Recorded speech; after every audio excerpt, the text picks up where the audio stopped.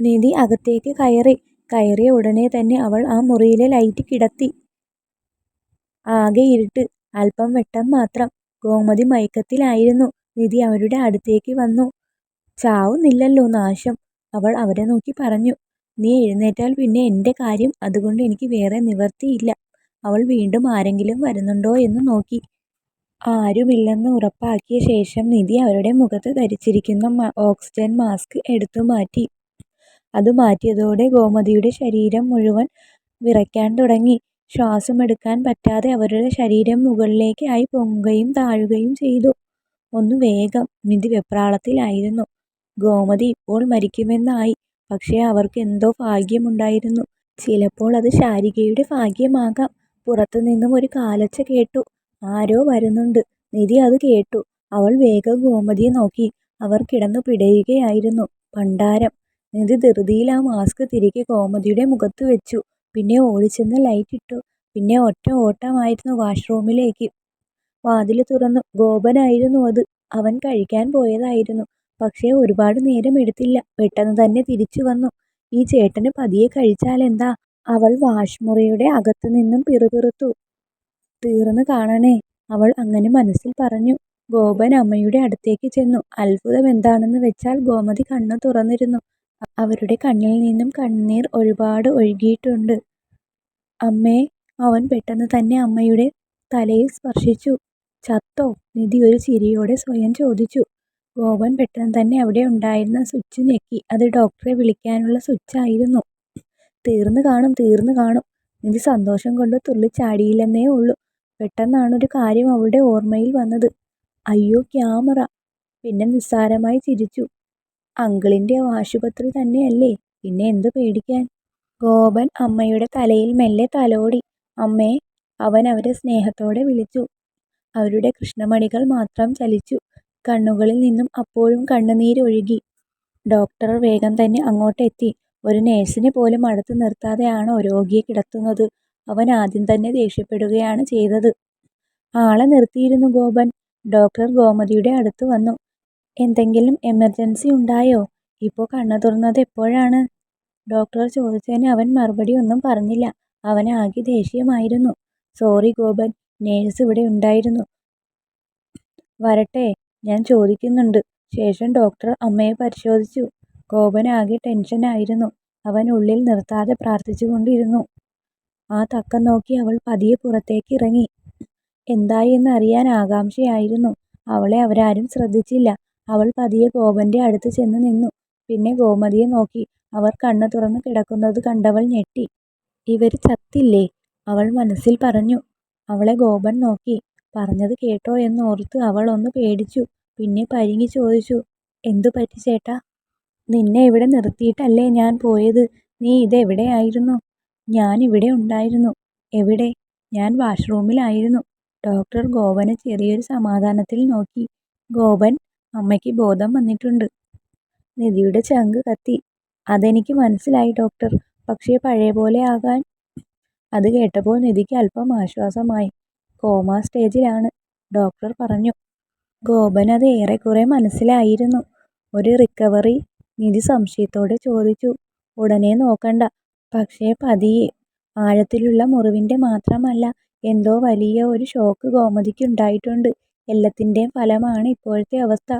Shocking ആയ സംഭവം ഉണ്ടായിരുന്നു ഡോക്ടർ. ശാരി. ഗോപൻ നിധിയെ ഒന്ന് നോക്കി. പിന്നെ അവൾ തുടർന്നില്ല. ഞാൻ 2 നേഴ്സുമാരെ ഇവിടെ കർശനമായിട്ട് നിർത്താം. 2 ദിവസം കൂടി ഇവിടെ കിടത്തണം. എന്തെങ്കിലും അത്യാവശ്യം വന്നാൽ. ഡോക്ടർ അവിടെ നിന്നും പോയി. കണ്ടോ ചേട്ടാ, അമ്മ അവരെ 2 പേരെയും ഒരുമിച്ച് കണ്ടതിന്റെ ഞെട്ടൽ കൂടി കൊണ്ടാണ് ഇപ്പോൾ ഈ കോമ അവസ്ഥ. അവനൊന്നും മിണ്ടിയില്ല. എല്ലാവരോടും ദേഷ്യമായിരുന്നു. അവൻ അമ്മയുടെ അടുത്ത് ചെന്നിരുന്നു. അമ്മ അവനെ നോക്കി. അവർക്ക് എന്തൊക്കെയോ പറയണമെന്നുണ്ടായിരുന്നു. പക്ഷേ ശരീരവും നാവും ചലിച്ചില്ല. ജയിച്ച ഒരു ഭാവമായിരുന്നു നിധിയുടെ മുഖത്ത്. അവർ ഗോപന്റെ അടുത്ത് വന്ന് നിന്നു. പിന്നെ ഗോമതിയുടെ കണ്ണുകളിലേക്ക് നോക്കി. നിധിയുടെ മുഖത്തൊരു ചെറിയ പുഞ്ചിരി ഉണ്ടായിരുന്നു. അവൾ ഗോപന്റെ തോളിൽ പതിയെ തൊട്ടു. ഗോമതിയുടെ കണ്ണുകൾ ആ കാഴ്ച കാണാൻ സഹിക്കാതെ കണ്ണുകൾ അടച്ചു.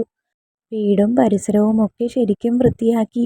ശാന്തി കൂടി വന്നത് അമ്മയ്ക്ക് ഒരേ സമയം ആശ്വാസവും ദുഃഖവുമായിരുന്നു.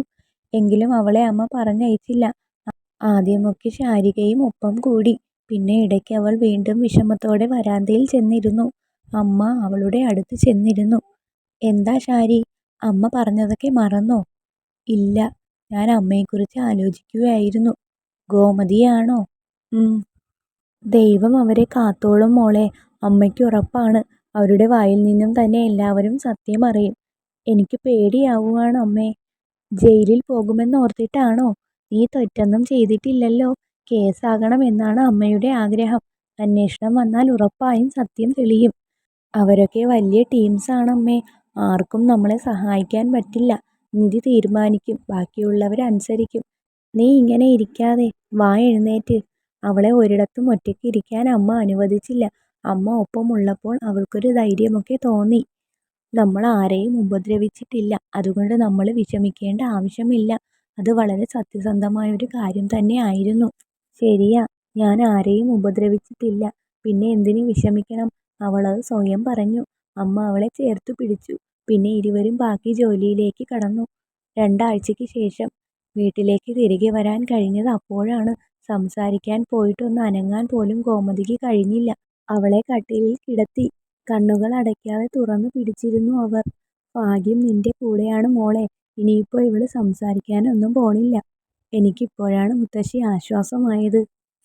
ഇനി ആ ശാരികയെ കൂടി ഗോപന്റെ ജീവിതത്തിൽ നിന്നും ഓടിക്കണം. എങ്കിലേ എനിക്ക് സമാധാനമാകൂ. എന്നിട്ട് എൻ്റെ മോന് നല്ലൊരു പെണ്ണിനെ കണ്ടുപിടിക്കണം. നല്ല കുടുംബത്തിൽ പിറന്ന സുന്ദരിയായ പെണ്ണ്.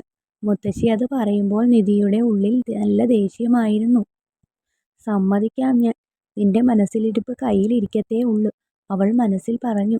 മഹിയെ നീ നന്നായി നോക്കണേ മോളെ. നീയെന്ന് വെച്ചാൽ അവന് ജീവനാ. നിധി ഒന്നും മിണ്ടിയില്ല. എൻ്റെ പൊന്നു മോള്. മുത്തശ്ശി അവളുടെ കവിളിൽ തലോടി. അവന് നിന്നെ ജീവനാണ്. നിനക്ക് വേണ്ടി എന്തും ചെയ്യും. എൻ്റെ മോളുടെ ഭാഗ്യം. ഇനി മിണ്ടിയാൽ തല്ലും ഞാൻ നിങ്ങളെ. നേരിട്ട് പറയാൻ പറ്റില്ലല്ലോ, അതുകൊണ്ട് തൽക്കാലം മനസ്സിൽ പറഞ്ഞു തൃപ്തിപ്പെട്ടു. ഇവരുടെ സംസാരമെല്ലാം കേട്ടുകൊണ്ട് ഗോമതി കിടന്നു. ഗോപനെ അടുത്തിരുത്തി ശശിധരനും വിനോദും സംസാരിച്ചു. കേസ് കൊടുക്കണം ചേട്ടാ. അങ്ങനെ വെറുതെ വിടരുത് ആ പെണ്ണിനെ. കൊടുക്കണം. കുറഞ്ഞതൊരു 5 വർഷമെങ്കിലും അവളെ അകത്ത് കിടത്തണം.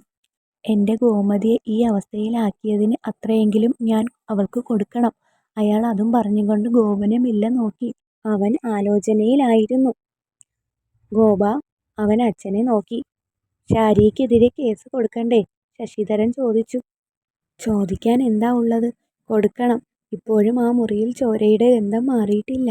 അച്ഛനോ ലോകകള്ളൻ. മകൾ ഇങ്ങനെ ആയില്ലെങ്കിലേ അത്ഭുതമുള്ളൂ. നാട്ടിലേക്ക് ആളുകൾ പറയുന്ന ഓരോ കഥകൾ കേൾക്കണം നീ. അയ്യേ, കഴിയുന്നതും ഇന്ന് തന്നെ പോയി കേസ് കൊടുക്കാം ചേട്ടാ. നാട്ടുകാർ മുഴുവൻ ചേട്ടൻ്റെ കൂടെയുണ്ട്. നീ എന്താ ഒന്നും മിണ്ടാതെ നിൽക്കുന്നത് ഗോപ? തൽക്കാലം കേസൊന്നും കൊടുക്കണ്ട, അവൻ പറഞ്ഞു. അവൻ അങ്ങനെ പറയൂ എന്ന് അയാൾക്ക് ഉറപ്പായിരുന്നു. നിനക്ക് ഇപ്പോഴും അവളെ വിശ്വാസമാണോ, ആ പിഴച്ചവളെ? അച്ഛാ പ്ലീസ്. എടാ നീ, ശാരിക തെറ്റ് ചെയ്തത് എന്ന് തന്നെയാണ് തെളിവുകൾ മുഴുവൻ പറയുന്നത്. പക്ഷേ എനിക്കറിയാവുന്ന അവൾ ഒരിക്കലും.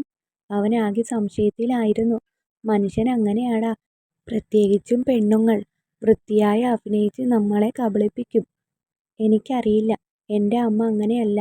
ശാരികയും. അവളെ നിനക്ക് ഇപ്പോഴും. ഞാൻ എങ്ങനെ നിങ്ങളെയൊക്കെ പൂർണ്ണമായും വിശ്വസിക്കും അച്ഛാ? ഞാൻ നേരിട്ട് കണ്ടിട്ടുള്ളതല്ലേ. നിങ്ങൾക്ക് ശാരികയോടുള്ള അകൽച്ചയും ദേഷ്യവും. എന്ന് വെച്ചാൽ അച്ഛൻ കള്ളം പറയുകയാണെന്നാണോ? എനിക്ക് ഈ ലോകത്തിൽ ആകെ വിശ്വാസമുള്ളത് എൻ്റെ അമ്മയെയാണ്. ഒന്നെങ്കിൽ സത്യം അമ്മ പറയണം, ഇല്ലെങ്കിൽ ഈ തെളിവുകളൊന്നും പോരാ, ശാരിക തന്നെ എന്നോട് പറയണം അവളാണിത് ചെയ്തതെന്ന്. ഇത് രണ്ടിലേതെങ്കിലും ഒന്ന് സംഭവിച്ചാൽ മാത്രമേ ഞാൻ പൂർണ്ണമായും ഇത് വിശ്വസിക്കൂ. അവളത് പറയുമോ? പഠിച്ച കള്ളി. അഭിയുടെ കൂടെ ജീവിക്കാനല്ലേ അവൾ ഇതൊക്കെ ചെയ്തത്. അങ്ങനെയല്ലേ പറയുന്നത്? ഞാനിനി ഇവിടെ ഉണ്ടല്ലോ. പിരിയാൻ പറ്റാത്ത സ്നേഹമാണ് അവർക്കെങ്കിൽ ഞാനത് നേരിട്ട് കണ്ട് തന്നെ ബോധ്യപ്പെട്ടോളാം. അവൻ അങ്ങനെ പറയുമെന്ന് ഇരുവരും കരുതിയിരുന്നില്ല. അവൻ അവിടെ നിന്നും എഴുന്നേറ്റു. ഞാൻ അമ്മയുടെ അടുത്ത് ഉണ്ടാവും. ശേഷം അവൻ അവിടെ നിന്നും പോയി. ഇരുവരും പരസ്പരം നോക്കി. എൻ്റെ മകനാണവൻ. പെട്ടെന്നൊന്നും അവനെ പറ്റിക്കാൻ പറ്റില്ല. എൻ്റെ ചേട്ടാ, ഇത് അഭിമാനിക്കാനുള്ള നേരമാണോ? അവർ തമ്മിൽ ഒന്നുമില്ലല്ലോ ശരിക്കും. അത് 2 ദിവസം കൊണ്ട് ഗോപന് മനസ്സിലാക്കാൻ പറ്റും. കൂടെ നിധിയുടെ കല്യാണക്കാര്യം കൂടി വരുമ്പോൾ അവന് സത്യം പെട്ടെന്ന് പിടികിട്ടും. അതൊക്കെ നമ്മുടെ പ്ലാൻ ആണെന്ന് അവന് മനസ്സിലാകും. അതോർത്ത് നീ പേടിക്കണ്ട. കുറച്ച് പൈസ കൂടി പോകും. എങ്കിലും സാരമില്ല. ആ അബിയെ ഒന്നുകൂടി വിളിക്കാം. അവൻ വരുവോ? പൈസ കാണിച്ചാൽ നായയെപ്പോലെ ഓടി വരും. അത് ശരിയാണ്. വിനോദ് ചിരിച്ചു. ഗോപന്റെ സംശയം കൂടണം. എങ്കിൽ മാത്രമേ കാര്യമുള്ളൂ. അവൻ അവളെ പൂർണ്ണമായും അവന്റെ ജീവിതത്തിൽ നിന്നും ഒഴിവാക്കണം. അതെ ചേട്ടാ, അത് പെട്ടെന്ന് തന്നെ വേണം. അറിയാലോ, എൻ്റെ നിധിയുടെ കാര്യം. നിധിയുടെ എന്ത് കാര്യം? അവൾ മഹിയായിട്ട് ഇപ്പോൾ സ്നേഹത്തിലല്ലേ? ശശിധരന്റെ ആ ചോദ്യം കേട്ട് വിനോദ് അമ്പരന്ന് നിന്നു. അങ്ങനെ ഒരു മറുപടി അയാൾ പ്രതീക്ഷിച്ചതേയില്ല. എന്തു പറ്റി? വിനോദിന്റെ ഞെട്ടിയുള്ള നോട്ടം കണ്ട് ശശിധരൻ ചോദിച്ചു.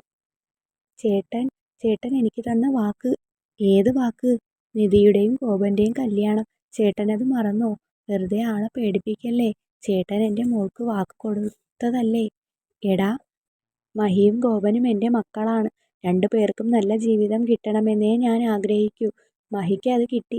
ഇനി എൻ്റെ ഗോപന് കൂടി നല്ലൊരു കുടുംബത്തിൽ നിന്നും ഒരു പെണ്ണിനെ കെട്ടണം. അപ്പോൾ നിധിയും ഗോപനും? നിനക്ക് പ്രാന്താണോ? നിധി മഹിയുടെ ഭാര്യയല്ലേ? അപ്പോൾ ചേട്ടൻ അന്ന് എനിക്ക് വാക്ക് തന്നതോ?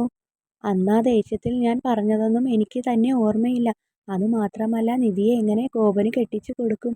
അത് ശരിയായ ഏർപ്പാടാണോ? അവൻ്റെ അനിയൻ്റെ ഭാര്യയല്ലേ അത്. അതുകൊണ്ട് നീ ഇനി ഇങ്ങനെ ഒന്നും ചിന്തിക്കരുത്. നിധിയും മഹിയും സന്തോഷത്തോടെ ആണല്ലോ ഇപ്പോൾ. നമുക്കത് പോരെ? ശശിധരൻ വിനോദിന്റെ തോളിൽ തട്ടി. പിന്നെ അവിടെ നിന്നും എഴുന്നേറ്റു. എനിക്ക് കമ്പനിയിൽ പോകേണ്ട അത്യാവശ്യമുണ്ട്. വൈകിട്ട് കൂടാം. ഇന്ന് എനിക്ക് നല്ല സന്തോഷമുള്ള ദിവസമാണ്. അയാൾ ചിരിച്ചു. അപ്പോൾ വൈകിട്ട് ശേഷം അവിടെ നിന്നും പോയി.